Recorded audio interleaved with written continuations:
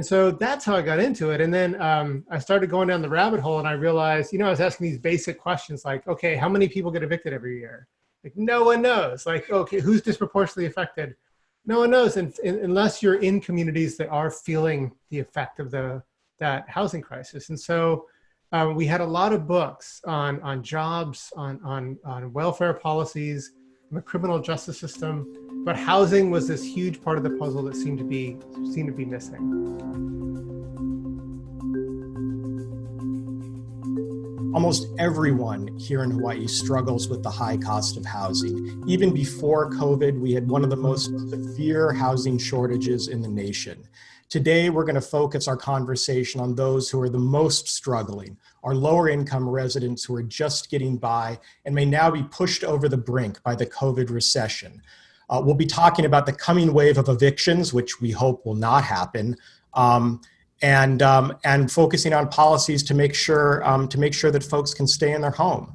We're going to move from national to local this morning, and we'll be joined by some special local guests, including Phil Garboden, who's the HCRC professor in affordable housing at UH Manoa, Nalani Fujimori, Kaina, who's the executive director of the Legal Aid Society of Hawaii, State Senator Stanley Chang, who has been a longtime advocate for affordable housing here in Hawaii, and Micah Kane, who is the CEO of the Hawaii Community Foundation.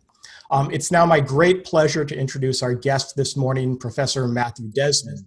He is a professor of sociology at Princeton University and the author of 4 books, including Evicted, Poverty and Profit in the American City, which won the Pulitzer-Prize and the National Book Critics Circle Award. He's one of the leading experts on housing, economic inequality, and public policy in the nation. He's also a contributing writer for the New York Times Magazine and a MacArthur Genius Fellow. At Princeton, he directs the Eviction Lab, which is tracking housing and eviction patterns in cities across the country and during the pandemic. Welcome, Matt Desmond. Thanks for joining us this morning. It's so great to be here. I wish we could do this in person, but it's really great to be with you over Zoom anyways.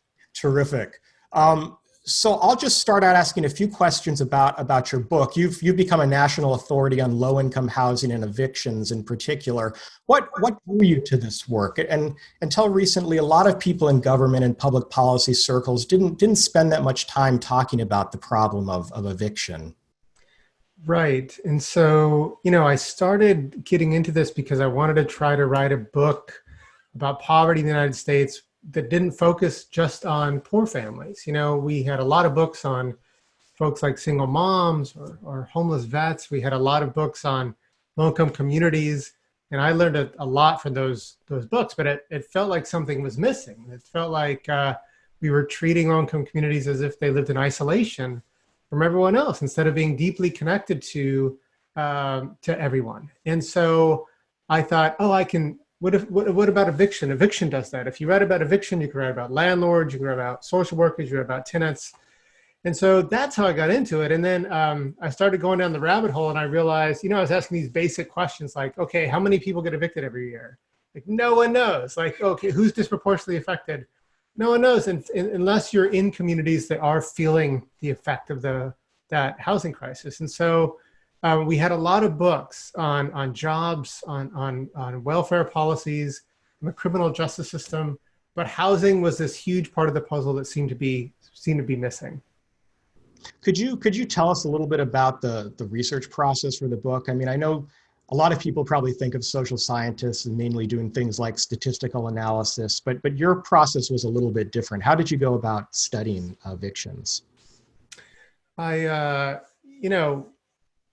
kind of an impulse in me when I don't understand something or I want to understand it closer to kind of view it from the sidewalk level, to get close to it personally. And so I started this work the old-fashioned way. I moved into a mobile home park in Milwaukee, Wisconsin. I rented a trailer, and I lived in that trailer for about 5 months. And then I moved into a rooming house on the north side of Milwaukee and rented a rooming house. The north side is Milwaukee's segregated African-American community. And I lived in that rooming house for about 10 months. And from those 2 neighborhoods, just followed families getting evicted. And I went everywhere with those families. I went to eviction court with them. I followed them into abandoned homes and shelters. I watched their kids. I slept on their floor. Went to church with them, AA meetings, a lot of funerals, a birth, my first birth, and try to get a view of their life as much as I could. And then I try to do that with their landlords, and try to really get a view of their lives. I wanted to understand their perspectives as well. So I helped fix up their old toilets and went with them as they passed out eviction notices and collected rents. So that's kind of the foundation of Evicted. It started from the sidewalk level, and then it kind of collected a bunch of data about the eviction crisis that we just didn't have, kind of drawing from original surveys, eviction records, 911 records, basically anything I could get my hands on, and taking that big data and making it converse with the small data, my notebooks, the things I was learning on the ground every day, living in the mobile home park around the north side of the city. One of the things I've always found most powerful about your book, and I've taught it for a couple of years now in my classes, and the students always, they always respond better to your book than most of the things we read. And I think partly it's because of how powerful the stories are, because eviction for a household can be such a catastrophic event. Is there a typical story that really exemplifies what's at stake here with this crisis? There's so many. I think that one of the saddest thing I think I saw in Milwaukee was I was spending time with a woman I call Arlene in the book, and when we met, she was a single mom. She was raising two young boys, and her rent took 88% of her income, right? So you're living in that kind of situation. You don't need to make a big mistake to get evicted. I mean, you're so close to it every month. And she was spending some time with one of her friends, Trisha, and Trisha moved suddenly, and the movers came. And so you imagine this kind of scene where you're in a two-bedroom apartment. There are all these kind of men just packing up things in black trash bags, and Arlene is running around trying to find her medication and the cell phone and the things you're going to need tonight, because you're suddenly realizing you're going to be homeless tonight. And then her 7-year-old comes home. He walked home from school. 7-year-old comes home, comes up into that scene. And I've got a 7-year-old now, right? If this happened to our family, he would ask a question. He would freak out. He'd be terrified. He would run to get his favorite toy or stuffy. But Arlene's kid just took in the scene, and he didn't ask a question, and he didn't cry. He just turned around and went outside to play. Mm-hmm. Because he's seen that scene before. And, if eviction has become normalized to children like that, that's something I think the country should be incredibly embarrassed by. How representative is Milwaukee of the country at large? How much variation is there in the level of eviction across the country? There's a lot. When I first crunched the numbers in Milwaukee, you kind of come to the statistic about 1 in 30 renter homes every year is evicted. And in the inner city, it's about 1 in 14, mm-hmm. which is crazy. I mean, that means like you're walking down the street and you look to the left and look to the right, and a family on each side is gone by the end of the year. So I put this book out, and I would go to Baton Rouge or I'd go to Seattle, and folks would say, well, they'd ask this question, how's Seattle doing? What works? Is Milwaukee weird? Is it really out there? And we didn't have any answers to that question, and so the federal government doesn't collect eviction data, which is like not knowing how many Americans get cancer every year or graduate from high school every year. Yeah. And so for the past 3 years, my team and I at Princeton have been doing that, trying to build this national data set of eviction. So one thing we learned is that Milwaukee, it's not high at all. It's not even the top 50 most evicting cities in the country. I mean, the numbers I saw in Milwaukee were scary. There are cities with double the eviction rate of Milwaukee. And these are not the cities that are often talked about when we talk about the housing crisis. They're not New York or Boston or San Francisco. They're like Tulsa, Oklahoma, Richmond, Virginia. 1 in 9 renter homes every year in Richmond, Virginia is evicted. Albuquerque, New Mexico. And so it showed us that this is a nationwide problem. There is a lot of variation across states, but there's a big story too, which is our old American story, which is about racism.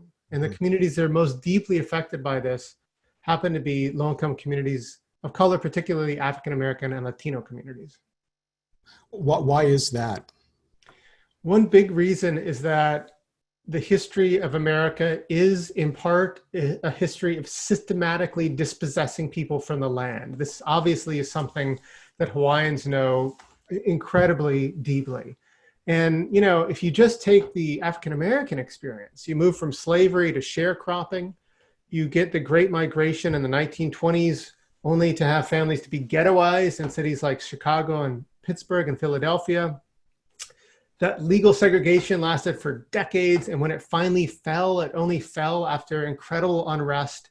It resulted in white flight and the kind of gutting out of the inner city. You kind of trace that up to 2008, where we know now that African American communities were targeted by predatory loan companies. And now we don't have to really wonder why most white families own their home in the United States and are shielded from the exigencies of the rental market, but most Black families and most Latino families don't. Those are renting families. So that fact alone just disproportionately exposes Black and Latino families to the eviction crisis.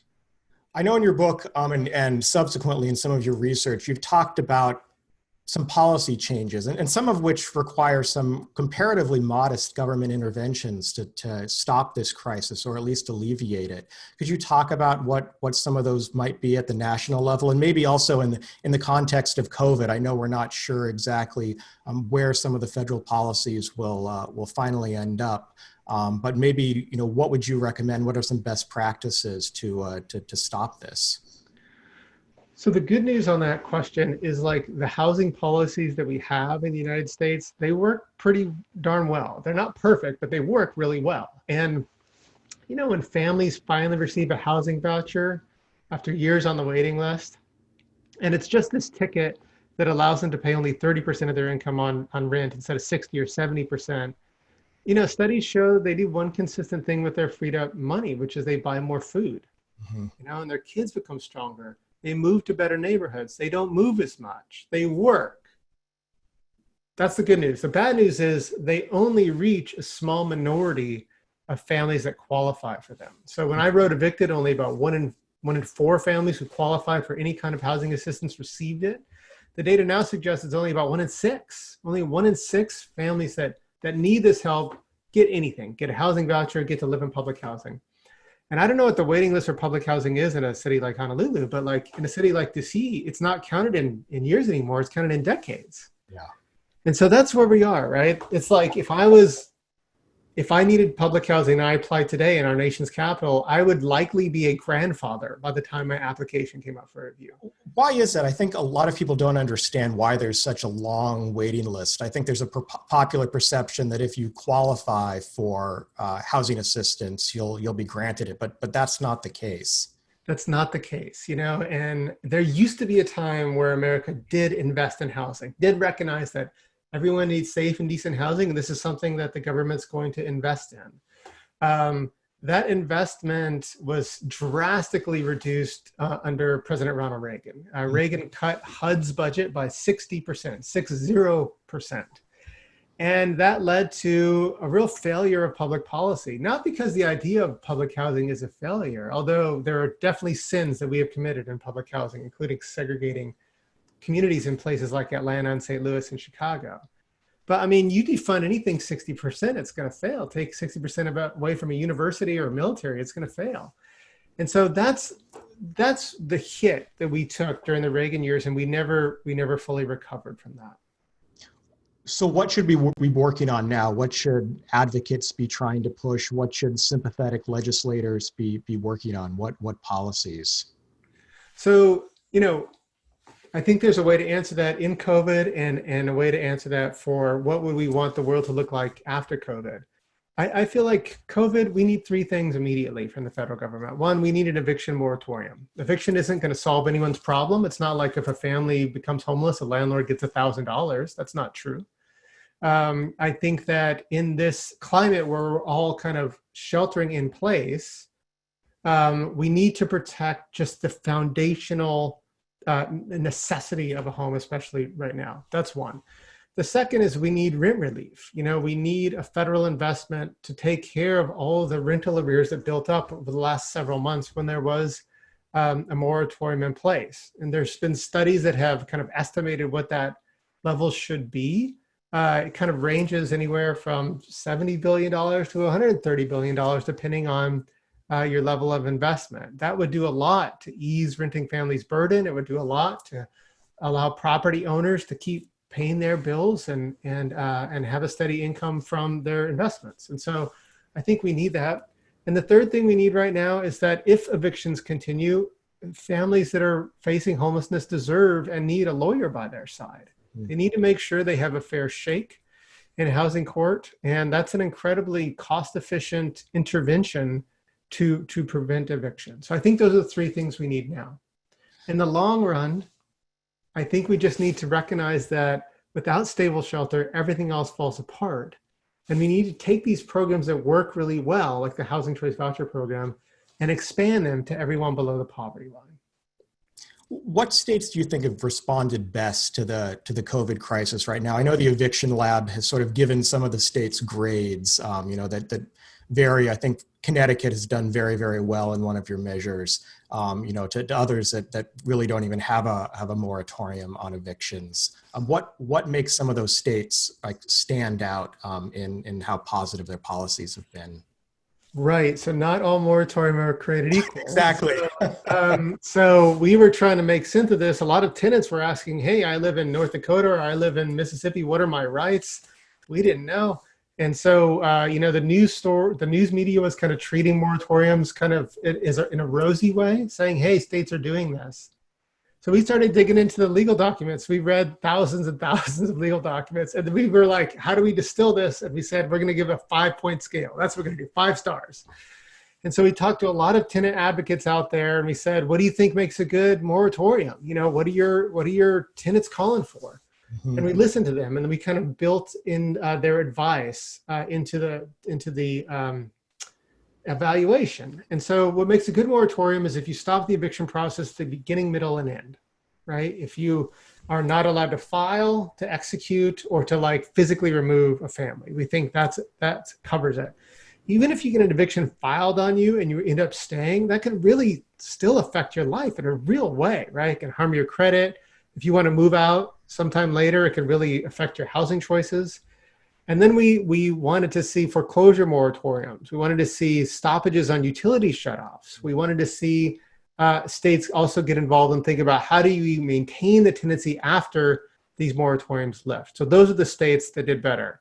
It didn't break down along traditional lines. We had states like Montana had a pretty strong eviction moratorium. California did not. New Jersey did not. Massachusetts did. Minnesota did. Here in Hawaii, we have a lot of small landlords. And when we were setting up this discussion, we got a lot of questions from folks who registered who are themselves landlords. Maybe they own a couple of properties. How do you answer questions or criticisms from landlords or small businesses about an eviction moratorium who say, without rent, I can't afford to pay my own mortgage on my properties? Yeah, that's hard to argue with. Yeah. But a moratorium doesn't pay your rent, Mm-hmm. And the lack of a moratorium doesn't get you paid. And I think there's an incredibly important possibility now for property owners and tenants to, with one clear voice, say, we need significant investment here. There's another way I think about this too, which is what did the data say? What did the data say about how much landlords are making? And what the data say is that in middle-class neighborhoods nationwide, the profit margins of landlords are fairly thin, and it seems like this is like an investment vehicle. You kind of put capital in a property and you hope it accrues, and the rents kind of pay the bills as they go along. But in poor neighborhoods, that is not true. In poor neighborhoods, the profit margins of landlords are much more significant, and the reason is very simple, which is that property costs and property taxes are a lot lower, but rents are not that much lower. And so if you rent a 2-bedroom in the poorest neighborhood in Milwaukee, you're basically only paying $50 less than if you rent in the most swanky, hipster neighborhood in Milwaukee. And so that's a nationwide trend, the compression of rents. And so that suggests like the story about like the domino effect. You know, if tenants don't pay their rent, I can't pay their mortgage, is a story that applies mostly to landlords in non-poor neighborhoods, landlords where most evictions do not take place. I want to get to some audience questions since we have about 5 minutes left today. And I'll get to one that I'm sure a lot of people watching this call are wondering, which is where should local organizers focus their efforts during the pandemic? A right to counsel, rent forgiveness, tenant unions. What would you recommend at the state and local level for housing advocates to be focusing on right now? I think the organizers are doing awesome. You know, I think that, you know, when this pandemic hit, we saw a level of tenant organization that has been the culmination of like the last 10 years of organizing since the foreclosure crisis. I think organizers played a key role in getting moratoriums across the country. They're playing a key role in the Cancel the Rent campaign to make sure that, you know, the level of investment in this crisis is at scale, you know, and so I think that I think organizers have a much better response to that than I would, and clearly organizers in Honolulu need different things and are meeting different challenges than organizers in Detroit. I think that I think for your listeners that are interested in who those organizations are, they can get involved, and so. So when I put the book out, I started a little website just called Just Shelter, justshelter.org. And it lists housing and legal aid organizations all around the country putting in work on these issues. So if you're interested in like what organizations are doing this kind of work in Hawaii, you can go to that website, Just Shelter, and get plugged in. I think that I think direct action matters. I think legal action matters. I think that asking for serious investment from our state and local officials matters as well. There's so many ways we can move the needle here. And speaking of state investment, the Hawaii legislature has earmarked $85 million for renter assistance, which is scheduled to begin on August 1st. What are your thoughts about how to best utilize those funds?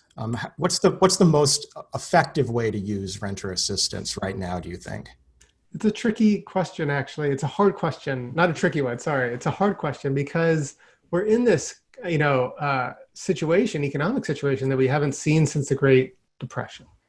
And so, you know, I think in normal times, rental assistance basically says your rent is $1,000, or excuse me, I'm in Hawaii. Your rent is $2,000. So here's $2,000.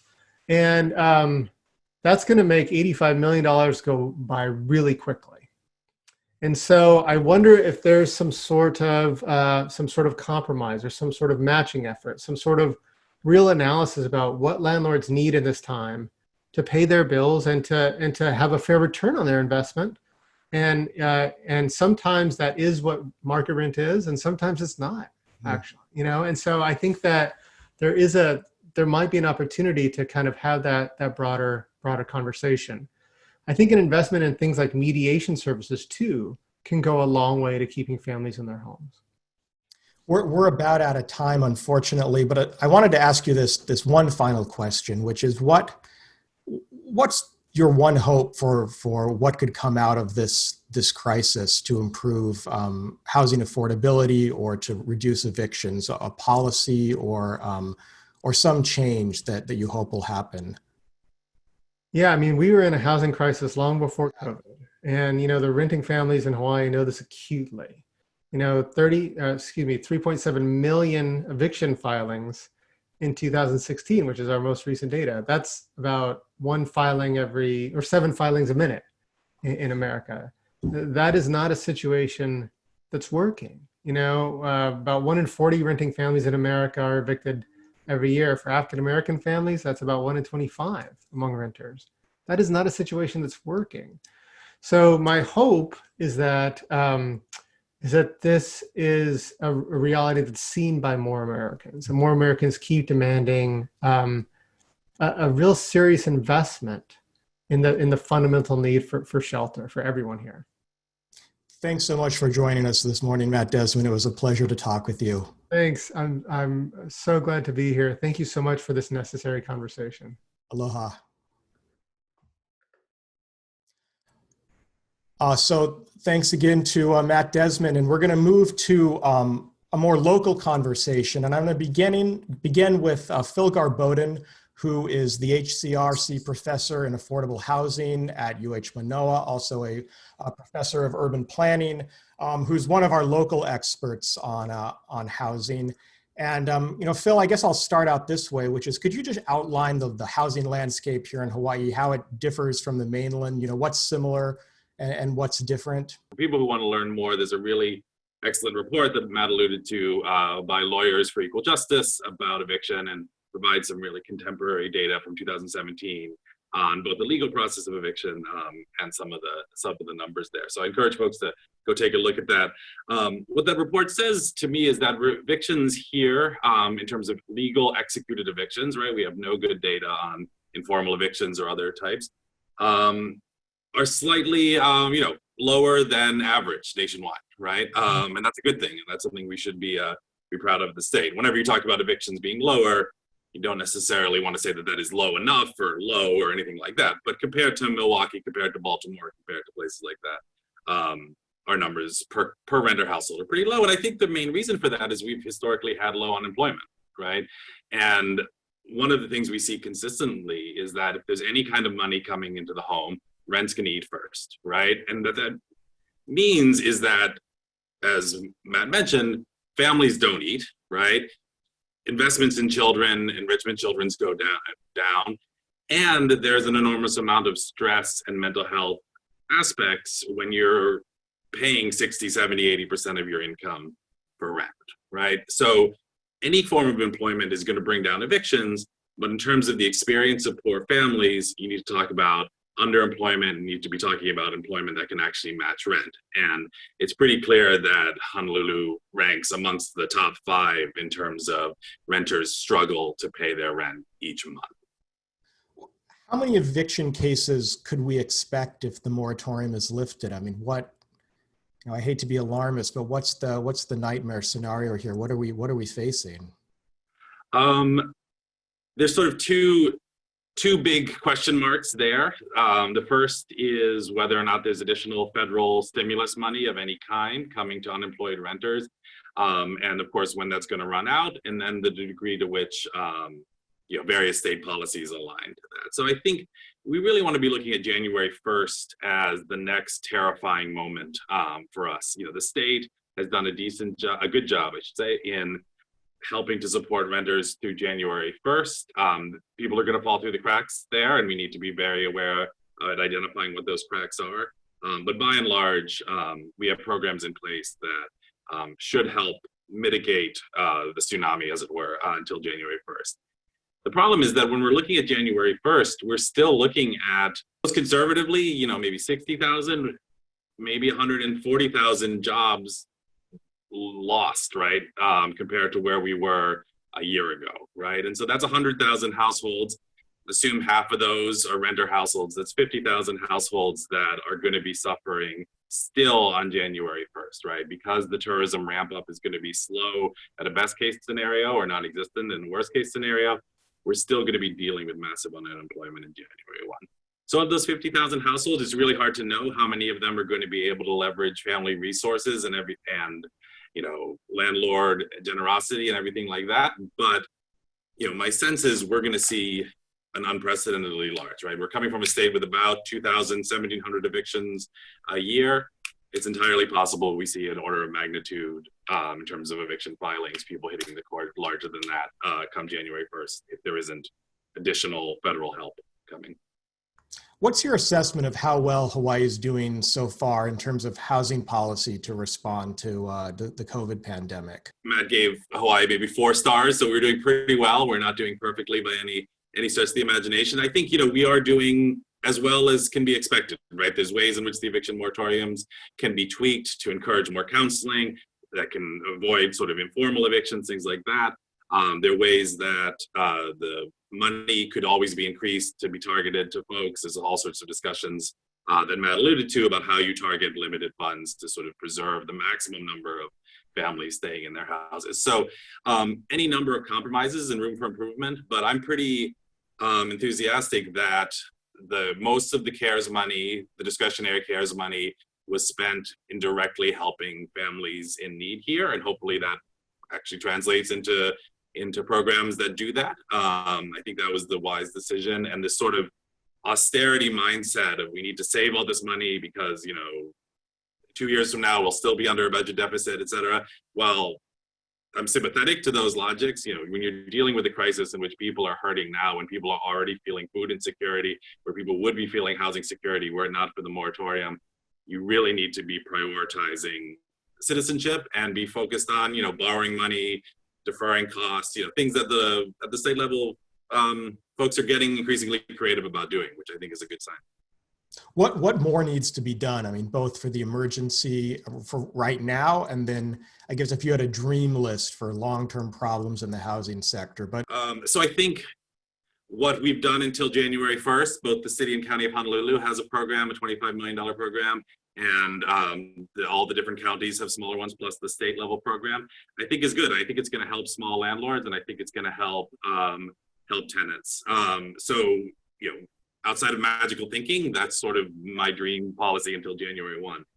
After January 1, we need to look at the fact that we're going to have, once the catastrophe is over, and hopefully that's January 1, right? But once the catastrophe is over, we're still going to have a sizable portion of our population that's on or underemployed for the long term, right? We're multiple years. And this is something we haven't grappled with in a while as a state because of our employment thing. So I think thinking about how we expand the voucher program or some sort of durable support, not for what it's used today. So right now in Hawaii, most of the vouchers go to the highest priority people, right? People who are homeless, experiencing, sleeping outside, who need housing, right? And so in terms of the wait list prioritization means that those folks, entirely rightfully, get the bulk of the housing vouchers.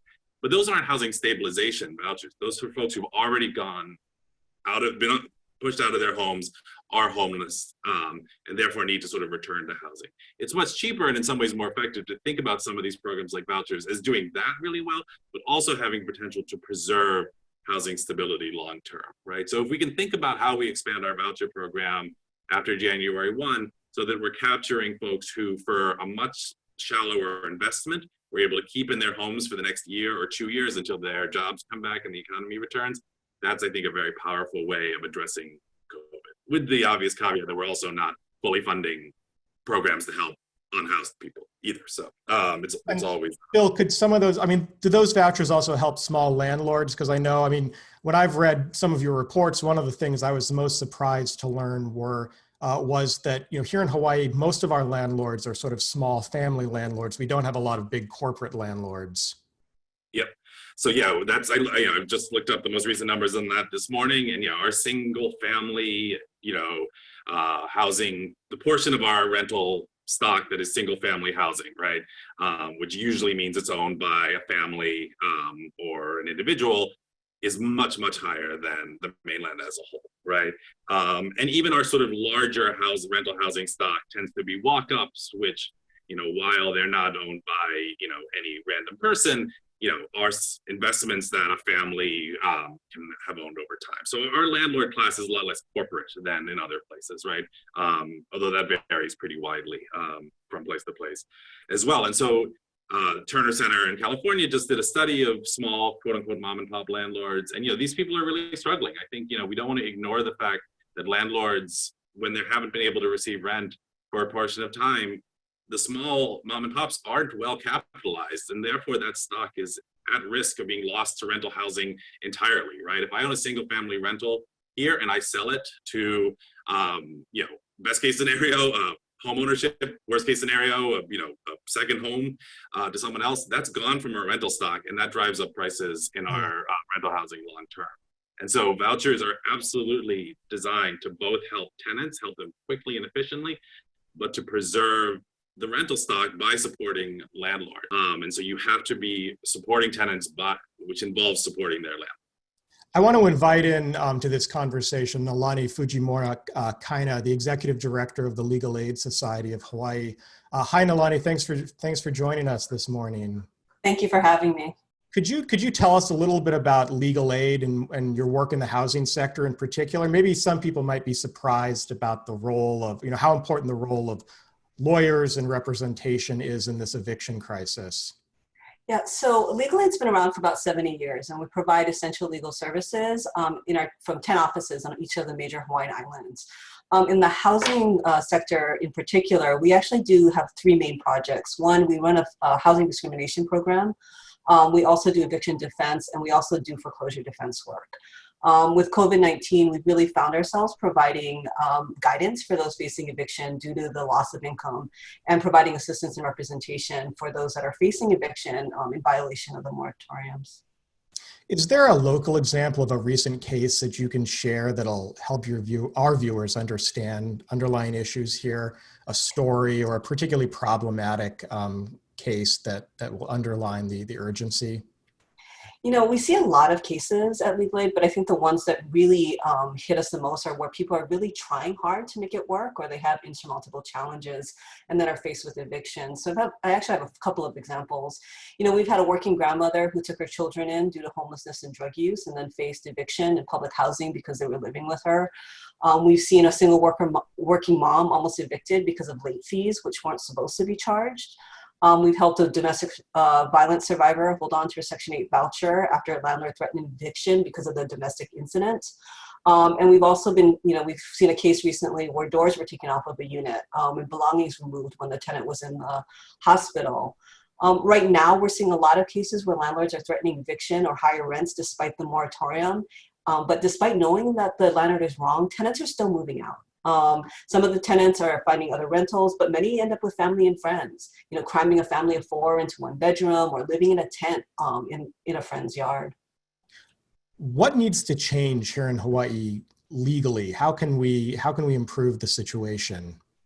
I think, two things, what Matt had shared really is that the community needs to recognize that lawyers can play a critical role in housing stability, with the moratoriums and all the legal protections in place. You sometimes do need an attorney that can make a difference to keep somebody in housing. And so we really do need ongoing and stabilized funding for eviction defense to prevent homelessness for the most vulnerable. And then the second thing is really on the non-payment of rent, especially in private landlord-tenant cases. I think the conversation has gotten this way, but proverbially, we're all in this together. I mean, we need to start talking about eviction tsunami and engage all partners, rather than kind of demonizing one group over the other. As tenant attorneys, we actually know that the attorneys here in Hawaii and the landlords in Hawaii try to make things work. We don't usually see non-payment of rent cases until 2 or more months have passed. Mm-hmm. And then we also need to recognize that, landlords are facing foreclosure and the ripple effects that come from there. And that there are still egregious situations where tenants need to get out of the property. But we also have to ask our landlords to look at the larger situation in the community. We have to ask them to consider taking a loss of rent as a business loss, right? Which is ultimately going to reduce their tax liability. And whether it's worth losing a long-term renter for just a few extra $100 less a month. And we also have to ask our tenants to leverage our rental assistance program to make good faith efforts to pay rent and to reach out to our landlords to try to make things work. Are you feeling optimistic that legislators and other policymakers are taking this eviction crisis maybe more seriously than they have in the past as a result of COVID? I'm optimistic for 3 reasons, if I could share them. First, COVID has actually increased accessibility to the court, which sounds interesting. In traffic cases, they went to a video platform, which increased appearance rates to 80% or higher. If the same type of methodology is used with eviction cases where we used to see default rates of about 48%, we might be able to more quickly connect people up with rental assistance programs, mediation, and ways to keep people in housing. Second, with the impending crisis, our community is recognizing the ripple effects of how homeownership, loss of home can have on children and families and our economy. And I think we're seeing those policies really come into play because of that impact. And then finally, I think, COVID has really forced our community to look more critically internally for sustainability and to look at our interdependence on each other and for ongoing resiliency. we're finally beginning to recognize that our solutions can be homegrown and created from the love of our home and place and the values that stem for it. So to that end, I'm hopeful that these experiences are going to move us toward projects like Pu'uhonua or Waianae as examples where embracing members of the community, listening deeply, and empowering them to lead become key parts of our solution. Thanks. Thank you, Phil. Thank you, Nalani, for joining us this morning. We're going to shift the conversation now to the next section. I'm going to invite a policymaker, Senator Stanley Chang, who has been a longtime advocate for affordable housing in Hawaii. Good morning. Welcome, Senator. Good morning, and thank you so much for having me. Great discussion. Our pleasure. You've been a key advocate for reforming the housing sector for a long time. I think a lot of people connect you as one of the most active members of the legislature on housing issues. What positive changes have we made in recent years here in Hawaii, maybe before COVID? Well, I think the single greatest positive change is that people are starting to take housing more seriously. And as Nalani just mentioned, starting to look at real out-of-the-box ways to address the housing crisis. The last major action that the legislature took on housing back in 2018 was to inject $200 million into the rental housing revolving fund to subsidize rental housing. And everyone on this conversation has talked about how essential it is to have more government support for people who can't afford housing. The reality is now with COVID, the state does not have that kind of money. We're looking at a $2.3 billion shortfall next year that will grow by $1 billion every year until 2026. And so we're going to have to, the state simply does not have the means to continue subsidies. And that's why I think we'll have to start looking at other alternatives, such as non-subsidized housing. Are there some steps we should have taken years ago that would have better prepared us for this moment? I mean, this isn't a new conversation here about access to housing affordability. What should we have already had in place? Well, the bottom line is that Hawaii has a housing shortage. Okay, and no amount of, even if you gave every single person who qualified for a housing subsidy, a Section 8 voucher, that will not magically make more housing supply appear. It'll just raise the rents across the board, basically. And that's really the fundamental nut that we have to crack, to find a way to increase the amount of housing supply. Now, if you're building luxury market rate housing in a place like Kaka'ako, I don't think anyone in Hawaii thinks that Kaka'ako has been a success story when it comes to housing. Mm-hmm. But then trying to build deeply affordable, 100% subsidized units like the current Kawai Nui project being proposed in Kailua, that has run into even greater, if not more, community resistance. So it's really important that we start to think about ways that we can win the hearts and minds of people who would otherwise be anti-development, anti-density, anti-housing. And to me, we need to start looking abroad to places like Singapore in order to find successful models that have worked in other places. One of the questions we got from the audience, which I thought was an interesting one, I think it goes to show the diversity of folks who are on this Zoom. It was from a builder who asked, well, what can builders and what can banks here locally do to help alleviate this problem? Do you have any thoughts on that? Well, I actually think now is a perfect time. According to some recent data, the number of building permits, the number of projects is still strong right now. But all of the projects were basically conceived and permitted before COVID. So starting in 2022, when that pipeline runs out, the industry is dead. And we need to, I think, take advantage of this opportunity to really ramp up affordable housing. We have a little bit of a lead time right now. If we're able to look at putting significant amounts of housing on sites like the Aloha Stadium site, there are a couple of other projects that are currently in the works. We can fill that gap starting in 2022 to ensure that the building sector remains strong and to provide a stable, steady source of employment for the construction workers out there. Well, maybe that's a good way to transition into what might be possible in the next legislative session. What are some of your priorities to focus on or to try to pass? So I've been working on the Singapore model for the last 2 years. Basically, in the nation of Singapore, 82% of the population lives in public housing. You can buy a brand new unit, 969 square feet, 3-bedroom, 2-bath for 180,000 US dollars. It's not really heavily subsidized by the government, and they build enough. In fact, they build more than enough supply to meet demand there. These are 99-year leases. Now, there are a number of issues that maybe have to be the subject of a broader community-wide dialogue about the nature of this model, which is very high density. It would involve redeveloping state lands near rail stations with a really very, very high level of density that that can shock the surrounding neighborhoods. But I think we need to have that conversation, because I don't think that the people of Hawaii today are comfortable with a blank check to allow the private sector to build our way out of this. I think that only through a massive public sector program with restrictions on, for instance, who can buy these units. So only local people can buy these units. And that if they are resold, that a significant equity share takes place so that those expenses can pay for the maintenance and the upkeep.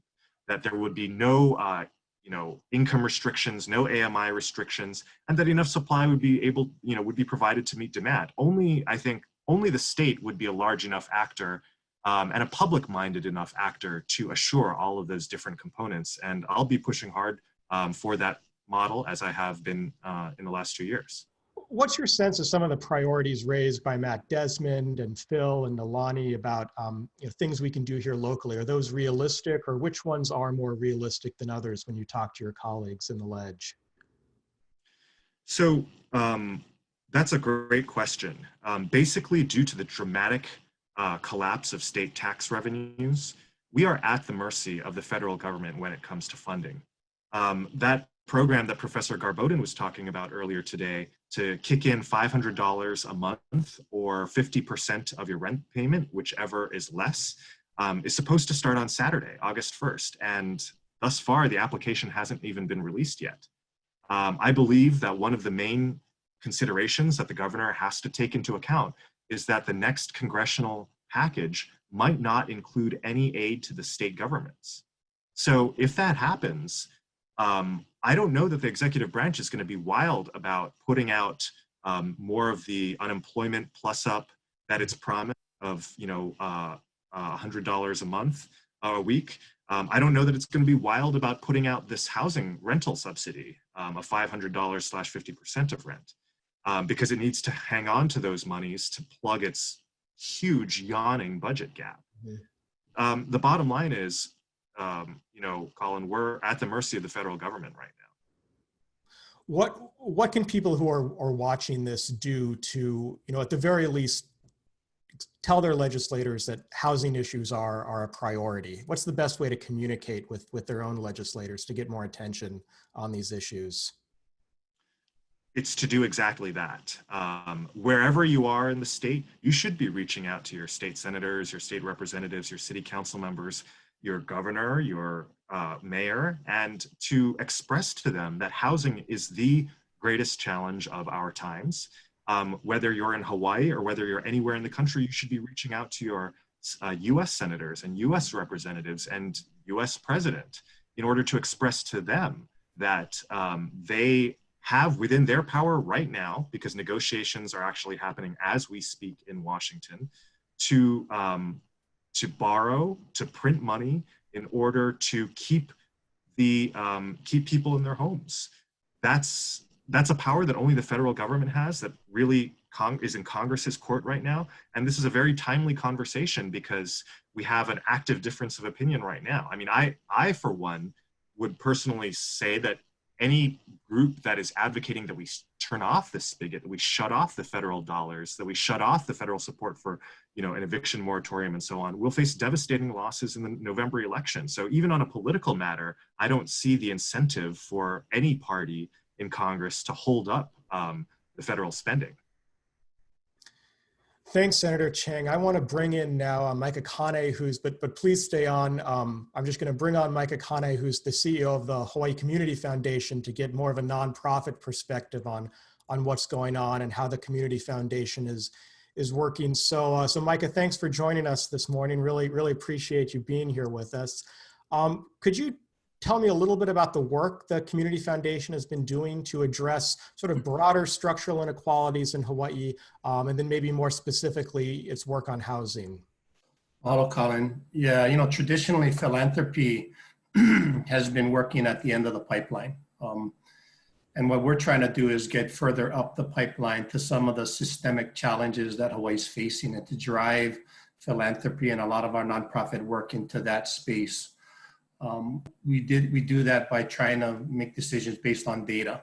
And it helps us to identify major outliers, inequities in our community, and to find ways to solve them. The ALICE report, which many of us are very familiar with, an acronym for Asset Limited, Income Constrained, and Employed, was a study that we did in partnership with Bank of Hawaii, Kamehameha Schools, and Aloha United Way, which highlighted some serious inequities in our community. It gave us amazing data for us to pay attention to. It told us that compressed wages over a long period of time, coupled with a shortage of affordable housing inventory, as Senator Chang alluded to, and limited access to childcare are the three primary issues that we need to address in Hawaii. And that's why we spent so much time in partnership with our elected leaders leading into the January session on building legislation to do that. And I thought we were off to a really good start at that time. It's that kind of work that Hawaii Community Foundation is really trying to attack. Trying to solve the problem at the end of the pipeline is really just kicking the can down the road or pushing the cliff out a little further. We've got to find a way to flatten the curve and get the curve going in the other direction. From the ALICE report, as it relates specifically to housing, it showed us that Maui County had the greatest outliers and greatest inequities, where revenue of families and cost of living were the greatest. And because you have a population that's north of 180,000 people, we felt that by focusing on that county, we could build some models to scale. And so we have a strategy called House Maui. We've raised a little over $3 million. It's a three-year pilot program. And it's really trying to get Maui to own its future, to really facilitate conversations, to get our elected leaders to see Maui as a potential pilot program, where you can get the three parts of the development, the housing community to really work together. There's three legs to this stool that are very fragile that need to work together. Government's got to play an important role. As Senator Chang says, the building of infrastructure needs to happen at the state level. The homeowner and the renter has a responsibility. That's a key leg to this stool. They need to be putting themselves in the best position possible to be the best renter, the best homeowner possible. And then the home builder community has to step up. It has to accept reasonable rates and if those three things come together, you can build inventory, as Senator Chang alluded to. It's possible. And so that's what we're focused on right now.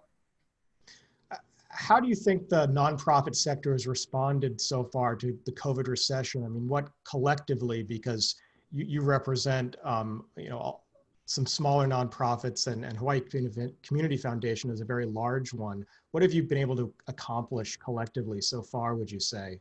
It's been amazing what the nonprofit community has done over the past 130 days since this COVID crisis hit. They mobilized quickly. They're stretching themselves, in ways that we've never seen before. Our donor community has stepped up in tremendous ways to complement the strategies that we're trying to implement. We approached it in a very strategic way. We partnered with government early on trying to flatten the curve. We pushed a lot of capital into testing, and our nonprofit communities executed in that arena. We're working really hard in phase 2, which is around rapid relief. We're trying our best to support our nonprofit community in providing emergency grants for rent, for utility. You see the partnership with Bank of Hawaii and the City and County of Honolulu and the Food Bank to try to get food at scale with the work we're doing collectively at Aloha Stadium. And you're seeing some of that, going on in smaller communities today. So I think the nonprofit community has really stepped up, but just like the business community, they're strained. They've had to deal with a lot of the same challenges that our business communities had to deal with. So it's been quite a challenge. We only have, unfortunately, a little less than 5 minutes. So I want to end with this last question for both of you. And maybe I'll start with you, Senator Chang. a lot of people, including me, think we have the chance to rebuild a Hawaii economy that works better for everyone. And that can include changes to tourism, but also to housing and some public policies. What, Senator Chang, would you like that to look like, maybe 5 years from now? If you could say this was a crisis, but we didn't waste this crisis. Yeah, so I would like to see the state step up and take direct responsibility for constructing as many housing units as we have demand for. I'd like to see a new social contract in which, on the bigger picture level, the state says, listen, for most of the 20th century, it was possible to work a job, maybe for your spouse to work a job, and you'd be able to buy a home, put your kids through school, have health care, be able to retire in comfort. That social contract has fallen away even before the COVID crisis. And I think the biggest component of why that formula just doesn't work anymore in Hawaii is the lack of housing. People might be willing to move back here from the mainland and take a pay cut if they want to, be with their families, spend time with their parents. But the reality is, if you'll never be able to afford to buy a home, at some point that just doesn't work. And so you need to be able to afford to buy a home, and the state, I believe, needs to take direct responsibility for that. We do have precedent for that. I'm fond of a saying by Winston Churchill that Americans can always be counted on to do the right thing after they've exhausted every other possibility. We have exhausted every other possibility today. And I think the state needs to get serious about directly providing enough supply of housing to meet demand. Thanks, Senator. I'll pose the same question to you, Micah. I know the Hawaii Community Foundation spends a lot of time, and you personally spend a lot of time thinking about these issues. What would you say in 5 years from now you'd like to see and say that we responded well to this crisis? These are the changes we implemented, and Hawaii is stronger now because of it. Well, in spite of how difficult of a situation we're in right now, I'm a tremendous optimist in what the future of Hawaii can present to its constituency. We have a lot of competitive advantages that we're not taking advantage of. And the University of Hawaii is an example. Without a whole lot of attention, the University of Hawaii is performing. They're bringing in $500 million a year in research and development. With a bit of attention, that can double. We're spending time right now really trying to support UHERO. They're a tremendous data source that Carl Bonham is doing an excellent job with very little resources. We're working hard to raise the funds so that they can help us over the next 2 to 3 years to get the data we need to help guide our state to make great decisions. I think we have to be careful not to not throw the baby out with the bathwater when we start evaluating tourism. There's a lot of strong elements of the tourism market that is important to our community that we need to retain. But clearly there is opportunity for us to rethink what our tourism industry looks like, the kind of visitors we want to visit here, the composition of ownership of the assets that operate there are much different today than they were 30 years ago, and perhaps the structure by which our government's relationship with them might need to change a bit.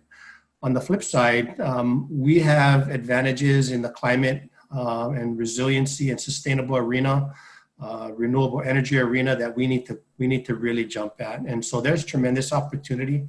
I think we got to get organized, we got to get focused. And I think 5 years from now, we can look back in our rearview mirror and say, oh, we've come a long way. I'm extremely optimistic about that opportunity right now. I am too, and I hope you're right. Well, thank you, Senator Chang. Thank you, Micah Kane, for joining us. Thank you, everyone who has watched this really productive broadcast this morning. I hope you enjoyed hearing from Matt Desmond and all of our guests. I want to thank our partners, Hawaii Community Foundation, Kamehameha Schools, the University of Hawaii, the Scholars Strategy Network, and to some of our co-sponsors, Hawaii ACLU, Hawaii Appleseed, Kanu Hawaii, the UH Public Policy Center, UHERO, UH Alumni Relations, and the Department of Urban and Regional Planning, and of course to UH's IT department for managing today's broadcast. I'm Colin Moore, the director of the Public Policy Center here at UH Manoa, and I hope you enjoyed our discussion this morning. Aloha.